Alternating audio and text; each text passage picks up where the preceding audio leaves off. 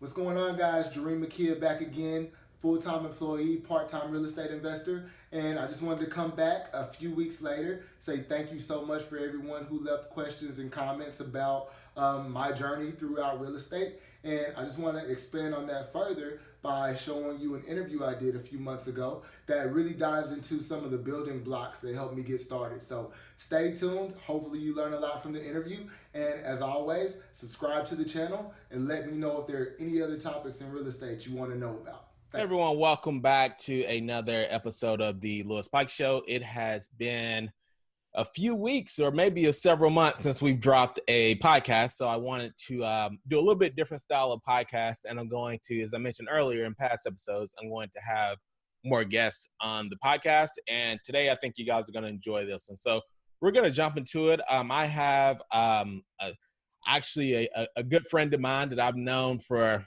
quite some time. I want to say almost 10 plus years, if not more. It's been more than 10 years. Yes, it's been more. I always lose track of time. It seems like it's only been a few years, but yeah, man, it's been a while. So I have Jareen Makia. I knew you were going to mess it up. And I just messed up his last name. The funny story is, good. After saying you've been knowing me for 10 plus years. I'm going to edit that out. Nah, I'll actually keep that in. That good, honestly. It's all good. So I have Jareen on the podcast, and we're going to talk about, he has an interesting story. I knew him from back in our college days, but he's actually married to actually a high school friend of mine's sister who I've known for, I don't know, maybe longer. So I met Jareen through her, and it was a funny story how we met actually playing video games, which I used to do a lot of, wasting time. And we've connected again, like we've always kept in touch, but we really connected here the last year and a half, just about like my entrepreneur journey and, you know, what he's been doing outside of his professional career. So, Jareen, you just want to give a little bit of background of kind of gets people up to speed to where you're at, and then we'll jump into kind of the Yeah, sure, man. Thanks for the introduction. Like Lewis said, man, we met in college. And it's really interesting because in college we were cool, but we weren't, the type of friends that hung out every day. It was more, in passing, we would see each other speak, say what's up. Exactly. And then later on in life, I started to kind of follow Lewis's professional career. And it pretty much coincided with some of the steps I was taking. You know, we're both from a very, very small area. We both moved away. He ended up moving to Austin. I ended up moving to Dallas. We're from Arkansas. So that was kind of my early beginnings. But in terms of my development along the way, it went from, okay, I just really, really want to make as much money as possible to move up this corporate ladder, to, okay, I don't really think this 9-to-5 thing is for me, or at least not 100% for me. Mm-hmm. What other avenues can I get into to, if nothing else, diversify, but at the best case scenario, completely walk away. And also, I was married to somebody who is a fellow dreamer. So she had this crazy idea, why don't we pick up, move, sell everything, and relocate to New York City with no money.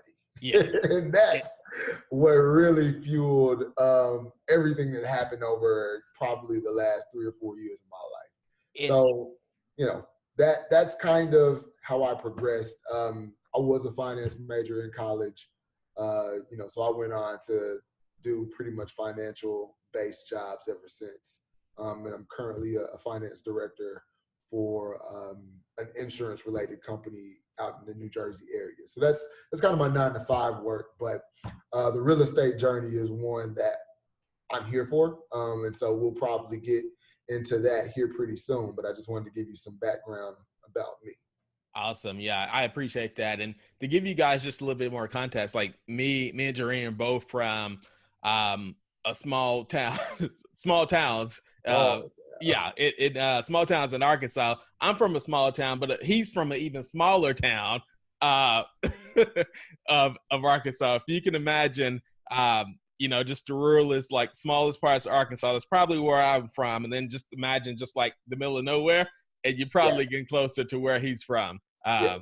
Just to put things into context for your viewers, I literally had cows in my backyard. So, like when people say they're from small towns, there are levels to small towns. Like I literally used to walk outside, walk to the backyard, and point and moo at the cows, and that was where I started. So to go from that to working in downtown Manhattan at one point in my life, it was such a huge difference from where I grew up. But Lewis knows. He understands. Yeah, I can totally relate. And it's funny, like you mentioned that you guys moved to New York, and I always thought that was a huge move because you guys were fairly young when you guys made that decision. I mean, not too long after you guys have moved to to Texas, and you guys were doing the traditional path where you get your careers kicked off, you buy your first property, you get married, like you guys are going around that path, and then all of a sudden it's just boom, hey, we're going to New York. And I think 360, whatever it was. I think everybody's like, wait a minute, like you guys are going down this path, and like where we're from, like 22, 23, 24, like you should have 2 or 3 kids by now, and like there's no time to go chase your dreams. Like you old, Exactly. It's time to be an adult. You just happy if all of your kids are with the woman you married to now. You made it. Exactly. And they had what you call the typical from where from, like the good life. Like they made it. They was there. Like they both had good jobs. They were in a good city. They were doing something they liked. Like, let's get this thing started. Like why mix things up and move to New York? So I knew from there, like he was like, that really like motivated me and let me know, like, man, like, he's different. Like we kind of think alike. And it's funny, like just here recently, like when we started connecting more and actually talking more, that we finally started to realize, like, man, like we think alike in terms of like, how, like we're grateful for where our 9 to 5 in our careers have gotten us, but we realize that, hey, like we've made it this far, but like there's something more out there that we can do. There's a bigger impact that we can do. There's more ways that we can do besides just working at a desk job for 30, 40 years, retiring, and then, living off our retirement and trying to travel the world and stuff while we're old. We were like, no, like there's other things that I can be doing to bring in money. And that brings us into kind of the topic of this conversation, because I've left if you guys have been following me for a while, you guys know I left my 9 to 5, maybe it's going on almost 2 years. And I'm in a situation now where I'm making really good money, more than what I was making in my 9 to 5. So I'm looking at ways like, hey, like I've done that, but like, where do I put this money? Where do I invest it? And that brings us to the subject now. Like, I talked to you guys about money and how to get out of debt and how you can grow wealth. But this is one of the areas that I'm interested in, is real estate. And I didn't know, even though we knew each other, I didn't know that Doreen had started this journey already a few years ago on his real estate path. So he started talking to me about it. So Doreen, if you want to just kind of get into that, segues us into how did you get into real estate investing, and like, what made you go down that path? Yeah. So this was the thing. 2 things. So I kind of accidentally got into real estate the first time, and the second time it was very purposeful. So the first time, Lewis brought up the point that we were living in Texas. So my wife and I actually did buy our first home, and we were living the quote unquote American dream at 24. And it scared us to death because we thought we were just going to die in suburbia. And so when we sold everything, that included the house that we were living in. And I didn't make the connection then that you can make money selling houses, because we bought this, starter home in this cookie cutter neighborhood. And then a year and a half later, ended up selling it for a small profit, nothing life-changing by any means, but it didn't click then that you can make money buying and flipping houses or holding them for appreciation, any of that type of thing. But because we moved to New York with very little money, everything we made in the sale was gone within the first like 5 months. So that was like start over, start from scratch. So that didn't really go far. But what happened was I actually had been really, really trying to figure out how to build wealth, how millionaires build wealth. And just like almost 99% of investors, I read Rich Dad Poor Dad. And the stuff that was in that book was just eye-opening to me. I read it once, then I read it again, and I was in the middle of reading it for the third time, and I was like, I got to do something. Like I have to invest in a property. Uh, and oddly enough, I was in a barbershop, and a real estate investor who was pretty big in the area. He'd been doing a lot of fix and flips throughout the northern New Jersey area, was actually in the barbershop getting his haircut, talking about a deal that he had just finished and saying that he was working on another deal. So I was just in the seat waiting on my haircut, going through this mental gymnastics of like, do I say something? Do I not say something? If I do, what do I say? I don't know any of the terms. I just read this book and I know I need to do this, right? Yeah. But you know, I actually just kind of jumped in and said, "Hey, I'm interested in investing. I don't really know what I'm doing." And that, you know, I will say this to new investors, kind of short segue, but honesty is your best policy, man. You know, you come across people that try to pretend like they know what they're doing, and it doesn't help you. It doesn't help the person that you're trying to invest with. Like, be upfront and say, "Hey, I don't know what I'm doing, but I'm willing to learn, and Yeah. I am very, very driven to do this the right way." So Yeah. that's kind of the approach I had, and it was a very huge blessing in disguise because he ended up kind of taking me under his wing, showing me some of the steps to make, but even more than that, offering me the potential and the opportunity to follow through with those steps that he was coaching me on. So that's actually where my training began was Yeah. from this barbershop conversation. And from there, you know, within 3 months, I was actually scrounging up every dime I could, and actually getting some student loan debt to help me pay for this first property. So we'll dive into that. But that's kind of how I started. I Uh-huh. you know was really trying to figure out what to do next, and found a mentor.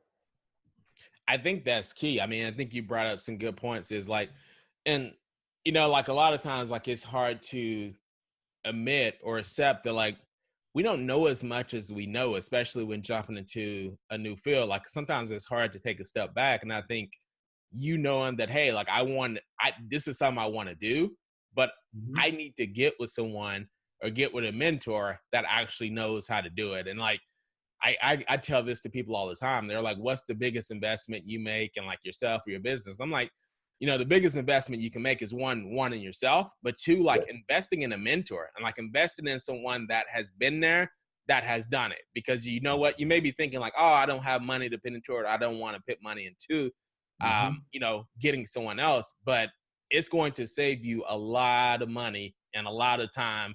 And, Yes. in the long run or just in short term of getting started. Since you brought that up, like I just wanted to ask the question, if you Mm-hmm. hadn't found that information, I know you read the book and a lot of people read the book and they're like, Right. how do I get started or where do I begin? Do you think you would have jumped into real estate eventually when the time you done it, if you hadn't had that mentor around? Man, I 100% think it would have taken me longer to get into real estate. And that's just because, buying a house is a huge deal. Like, Yeah. there's no way to sugarcoat it. You're paying 100 to 500 to $1 million on one individual property. And if you don't know what you're doing, the fear of losing that money will keep you from getting in the game, right? Yeah. So for me, it was so important to find somebody who could show me the ropes. Mm-hmm. And that's another thing. You know, everybody brings something to the table.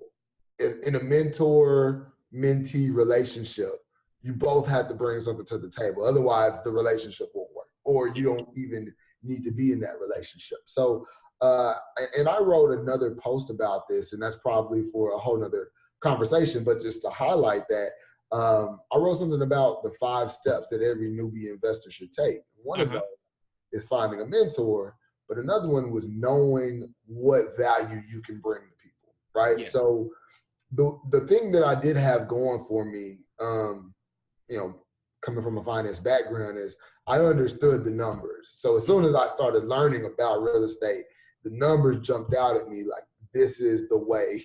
This is better than any other retirement plan I could think of, right? So, Yes. so that I knew. Also, I kind of knew what my own financial position was. And even though I didn't have much money in the bank, I knew I had decent credit. I had done some stuff to get pre-approved. So I knew what kind of a house I could afford and how much I could afford. I So think, go ahead. not to cut you off, but I think that's probably a good segue into, like, you know, we talked about like your motivation and why you got started into real estate. Maybe we can segue now into like the deal. Like, let's walk us through the deal, like how you picked the house, like why you chose this house. Maybe walk us through the numbers from a high level of like why you chose this particular property. Yeah, definitely. So one of the reasons why I chose the property that I chose was because it had cash flow from day one. And so one of the main things that my mentor taught me, and that Robert Kiyosaki talks about in his book and many others, is you don't buy a deal on speculation. You go into any real estate investment understanding how much cash you're putting up and how much monthly cash flow you can make from this property. And if there is no monthly cash flow involved, especially for the early stage people, that's not a good deal. Like appreciation is gambling to some degree because you never know if that's going to come to fruition, right? So I picked this property for a few reasons. One being that it was a 3-family property, and that means a 3-unit property where there are tenants on each floor. Especially in the northern Jersey area, the Philadelphia area, you'll find these kind of houses all over the place. They're way less common in the South, but in the North, they're all over the place. And the benefit of a property like that is any property between 1 to 4 units is treated like a single family home on paper. So you can get the same FHA loans, which are kind of the cheap Fannie Mae, Freddie Mac loans that the government issues that, you know, will allow you to put down a 3.5% down payment as opposed to a 25% down payment. Well, I didn't even have 3.5%, so I definitely wasn't going to be invested in anything with 20 and 25%. So that instantly made my decision making a lot more concise because I only had a short pool of properties to work with anyway. So that was part of it, was the types of terms I could get from a lending perspective.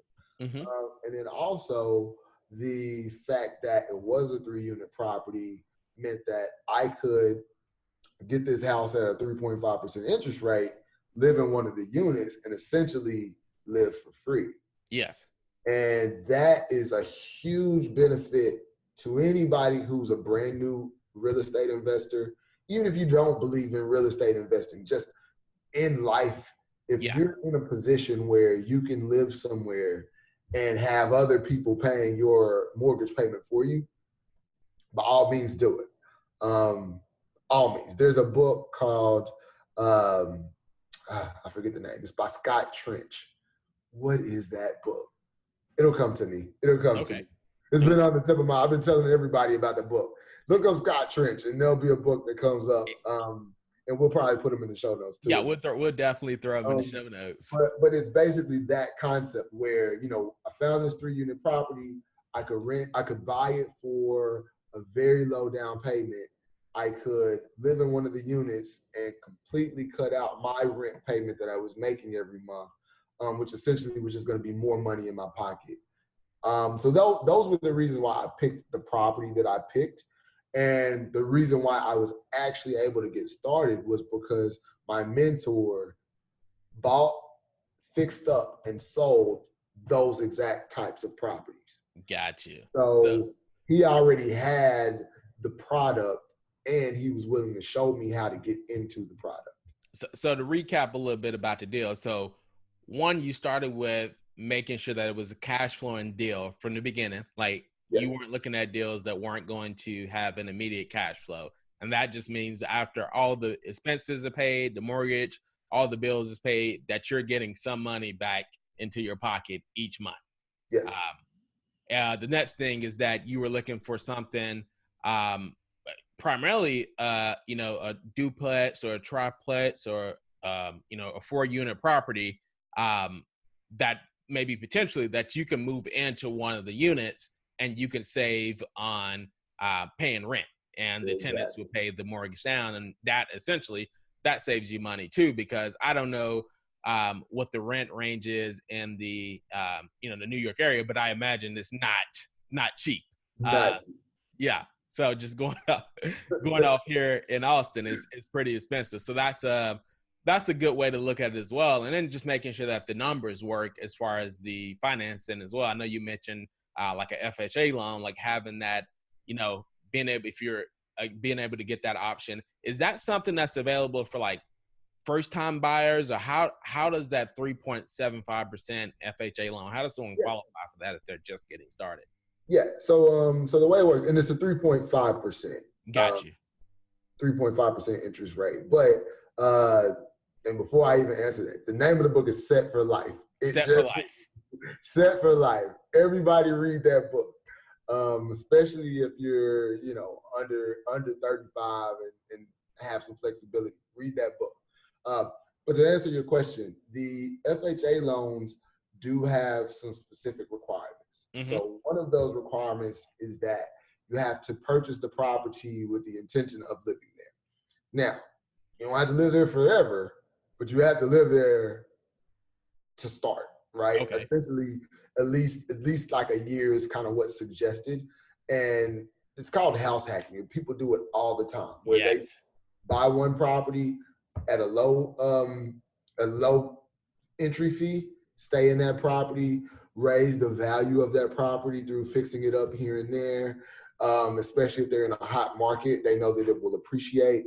And then as your equity builds, and equity just meaning the additional money that is baked into that property, as that number rises, then you get to the point where you can refinance out of that FHA loan, convert it to a conventional loan, and then you can move out and start over. You can do that 10 times in a row if you want to. Gotcha. So that's the game plan that I had going in. Mm-hmm. And if you want to dive into the actual numbers behind that property, then we can go that route, and I can tell you the specifics. Yeah. I think that'd be good to walk the listeners through the actual numbers of it. Okay. And just for clarification, guys, this is the very first property that he's invested into that we're walking through this process. Yeah. So property one. So the actual price of the property was $350,000. Mm-hmm. And I know that sounds like a huge number, and so especially to any of the newbies out there that are like, that's too much house, I don't qualify. I wouldn't be able to get into that house. One of the other benefits of some of these multifamily units is that the actual rent payment from the other tenants offsets the mortgage expenses on paper. So you actually can qualify for more of a purchase price than you could if you were buying a single family home. So if you make $50,000 a year, and you might only qualify for a $250,000 home, because you're purchasing a property that has rental income, you could actually qualify for more of, 350 or 400, whatever the case may be, based on your situation. And that does help you with that. Because basically a lender's looking at that as income, right? Like they're counting that as part of your income, essentially. Exactly. So the property purchase price was $350,000, and it was a market value deal. And I say that because a lot of people come to real estate thinking that you can't even buy a property unless you're getting it at this huge discount and you're doing all this work on it. Absolutely not. I mean, yes, the more sophisticated you get and the more opportunities you find, you want to get those properties that you can force the appreciation through fixing it, through upgrading it. But I tell any new investor, if the numbers work, the numbers work. And Mm-hmm. so I had no problem spending market value on a property that had been completely renovated, no capex expenses that were on the horizon, brand new roof, brand new hot water heaters, everything was ready to go. So I felt way more comfortable going into a situation like that, simply because it was easier and because I didn't know how to fix the stuff anyway. Yes. So, so it was a no-brainer for me. But the property cost $350, and with that FHA loan, I only had to put down $12,500 to move into a $350,000 asset. Nice. Yeah. Yeah, that definitely makes the risk, or makes the number seem a lot more attainable doing it that way. Exactly. Because, my counterparts who may have already had a single family home, with an FHA loan that they were already living in, you're coming to the table with, 90 grand in order to get that same property that I just purchased for $13,000. Yes. So, that in itself is a huge use of leverage in a positive way. And especially where I was in my career and in my life, even getting the 12, 13 grand was a little bit tougher. So I ended up having to, work with my wife, who was in school at the time, get a pretty big student loan payout, and use that to help facilitate that down payment. So that was my starting point.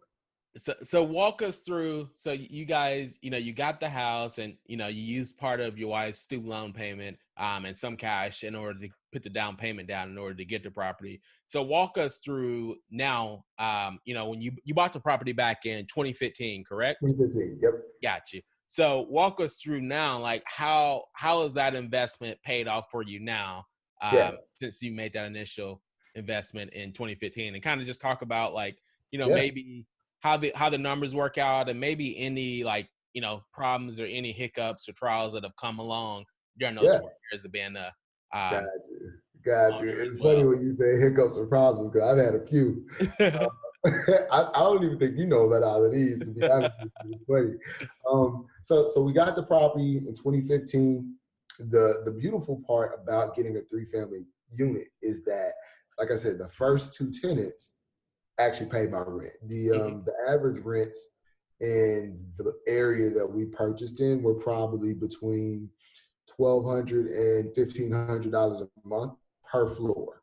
Yes. So, with each tenant paying roughly $1,250 a floor, and my overall mortgage being $2,500 a month, those first 2 tenants completely wiped out my mortgage. Nice. And then essentially the money I would be spending on my own rent, I was saving. So I pocketed that money as if it were rental income coming into me. Right. So if you break this out into 3 pieces, which is what I like to do, I've got the rental income as one stream. I've got the mortgage pay down as another stream. And then I've got the appreciation as kind of the third piece to the pie. Mm-hmm. So in 2015, my house was worth $350,000. In 2016, just by living in the house, I had already made back my $12,500 initial investment in savings. Nice. Right? So now, if you think about it, my ROI is infinity because I've paid myself back already. Mm-hmm. So that was what happens in year 1, right? But on top of that, the tenants that are in the property are paying down my mortgage, and I think average appreciation is about 3% a year. And the good thing is my house was trending right at average, a little bit above it. But if you fast forward over the course of a 3 to 4 year period, now in just cash flow, and I've actually moved out of that property. But see, that's the beauty of it. You buy it with the idea that even if you don't live there, it's still a cash flowing property. Yes. So, from the time I got it to now, whether that's through savings or through cash flow from the third tenant that now lives there, I've accumulated probably $35,000 to $40,000 in just rental income, Nice. right? So that's one piece of the pie. The other piece is my mortgage has been paid down from $350,000 when I first purchased the property to now I owe about $315. Well, let's say $320 to make the numbers work. Mm-hmm. So $320,000 is the mortgage amount that I owe now.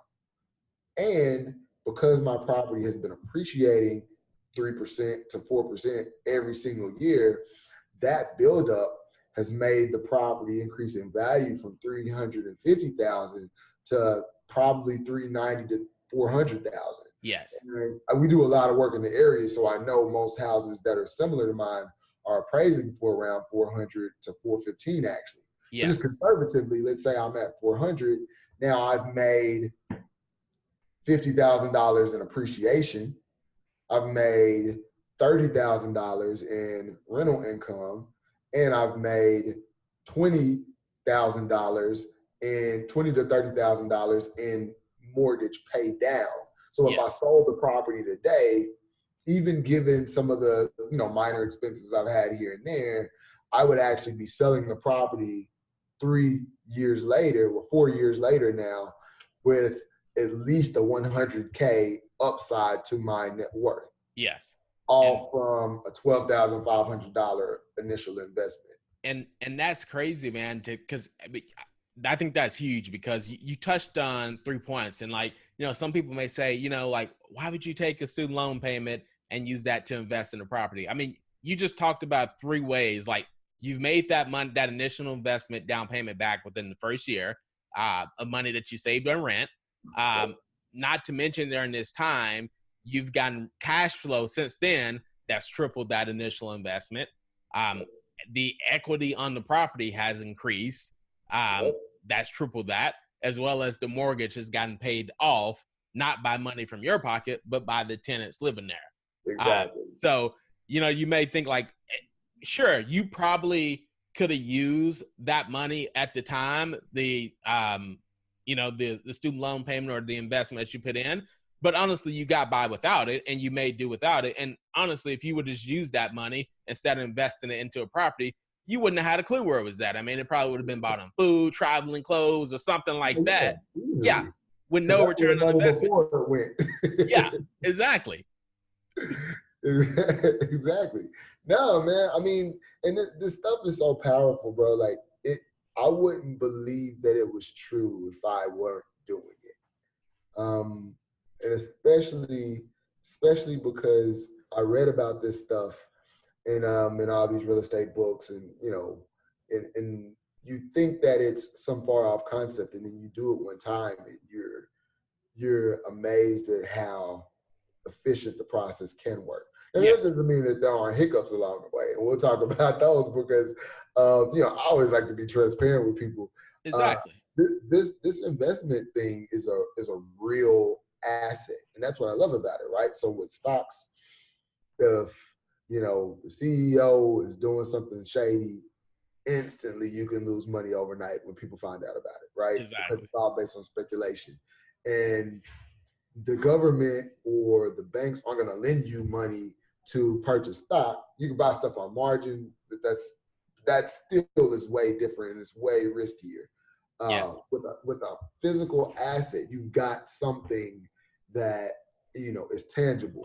With tangible things, you do always run a certain risk as well. Yes. So one funny story that happened with my property is the second floor tenant, her son actually set the house on fire. Oh, wow. No, I don't think you told me this story. I didn't tell you that one. Okay, so I wasn't living there at the time. I had already moved out, but I think she had to say he was like 16, 17, something like that. And yeah, I mean, we don't know exactly what happened. Is one story gets another, but he essentially set the part of the backyard or the back like gazebo area on fire because he was smoking, trying to put his cigarette out and it didn't go out all the way. And it ended up like burning the back stairway. They had fire damage in their actual apartment on the second floor. Man. It was bad. So I get the call from the second floor tenant, and she's like, I don't even know how to tell you this, but your house is on fire. Which probably wasn't funny at the time. It's like, what? Oh, man. And the thing is, I actually have a property manager, which I think is a really good idea also to make sure any property you get, you bake in enough to pay for property management, especially if you're like a working professional, because free time is the reason why we get into real estate. So if you're a slave to it, then you're defeating the purpose. But she didn't even call the property manager. She called me directly to tell me that my house was on fire. And it's crazy. I mean, but that's another thing that can happen. Insurance was there. Insurance said, oh, you know what? This is covered in your policy. We'll fix it. We'll replace everything like it's brand new. And that's what happened. So I didn't lose any money. Yes. So it could be a funny story. Yes. Like that, the beauty of it. And luckily nobody was hurt. You know, nothing like that happened. But stuff happens. And that's the thing. Is the risk worth the reward? In real estate, like perfect example. If you purchase something right, even if I had done all my numbers and it ended up being a bad deal, and that money that I thought I was going to make every single month in cash flow, I didn't make, right? So instead of making $1,000 or the $1,500 a month I thought I was going to make, I didn't make that for some reason because the rents weren't as strong or one of my tenants left or whatever happened. Well, over time, if you look at the actual numbers, I still would have come out on top. Let's say I didn't make any cash flow at all. Yes. Still would have come out on top because at the worst, I was breaking even and I was making gains and appreciation. But that's more of a bonus. Yes. So, those are the things you have to weigh. Is the upside worth the risk? And that, to me, was worth the potential call in the middle of the afternoon while you're about to walk into a business meeting saying that your house is on fire. Yeah, definitely. I'm glad you shared that story, but definitely even how unfortunate that story was, and thank God nobody got hurt. Thank God nobody got hurt, but that's what you get insurance. Yeah, it still worked out to be a pretty good deal for you, and I think that's cool, and Doreen, I appreciate you coming on because I think like a lot of my listeners and a lot of what I want to do is like we're talking about getting me into a deal this year by the end of the year, maybe one at least, possibly two if possible, deals by the end of this year. So I definitely think it's good to, if you're thinking about getting into real estate investing, I definitely think Jareen dropped some knowledge here. He's provided a, ton of value on here. And it's like, you may be hearing this stuff for the first time. I suggest and I encourage you to continue to, educate yourself, go find more stuff that, gives you more knowledge into it. And I just wanted to bring Jareen on so you guys can see a firsthand story of someone who's, taking a chance or taking that leap to jump into real estate investment and how it's worked out for them. And I know you still got, properties and deals that you're working with. We're actually involved on a deal, not a deal for investment, but, we're involved in a deal together where we both put up money into another deal with someone's working on a property and we get a certain percentage back. That's another way to get into investing as well. So I definitely appreciate your knowledge and I definitely appreciate you taking the time to hop on here onto the podcast and just share it with the listeners and share it with my audience. No problem, man. Thanks for having me anytime. If you guys want to reach me, you can email me directly. I answer all emails. I'm not as active on social yet. Lewis is going to get me active. I'm trying to get him. He's trying to get me active, man. Hey, I didn't take the country out of me when I left. And so I'm still one step away from being on the typewriter, but I'm trying to get more active on social. But if you need to reach me, you can contact Lewis and he'll give you my information on some Yeah. of the other platforms. But you can also email me at jareenmakia@gmail.com. And I'll always be there. Hopefully we can drop that in the show notes. And Awesome. Yeah, I'll definitely put that in the show notes. And also, I almost forgot one thing. So we're actually been working on this for about a half year now. We're working on actually an application with another friend or partner of ours. It's called HouseQue. So if you guys are interested in, real estate investing and you guys are interested in understanding how the numbers work for a first-time investor, we're working on an actual application, which you can go get from the iTunes store and Google Play store if you have Android right now. It's just a basic repair application that we have on there now, but we're working on enhancing it and building this thing out. So it's in the very rough stages right now. So it's in the beta stages right now. So if you go check it out, let us know. Send me a message, get in touch with Jareen. We definitely love to get you guys to check it out and get your feedback. This is for anyone who's looking to get into real estate investing. You can use our calculators, or if you're already a real estate investor, you can definitely use it. We can appreciate that. We appreciate that feedback as well. Definitely. Awesome, man. Anytime, bro. And that deal is actually going pretty well too. I'll tell you some more about that. But we're at the finish line. So awesome.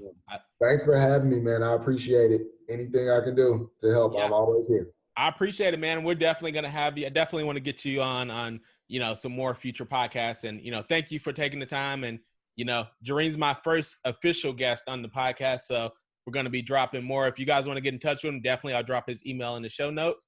And until then, if you guys have not liked the podcast or subscribed to the podcast, please go subscribe. Leave me a review. Definitely leave some feedback. That's how I get it out there. Again, I don't get paid anything to do this podcast. I go, provide this information, get these people on to provide value to you guys. So the way you can return the favor to me is just share it with someone you think may benefit or get value out of the podcast. I will see you all on the next podcast. Jareen, thank you again, bro. I appreciate it. Thank you. Have a good one. All right, man. Peace.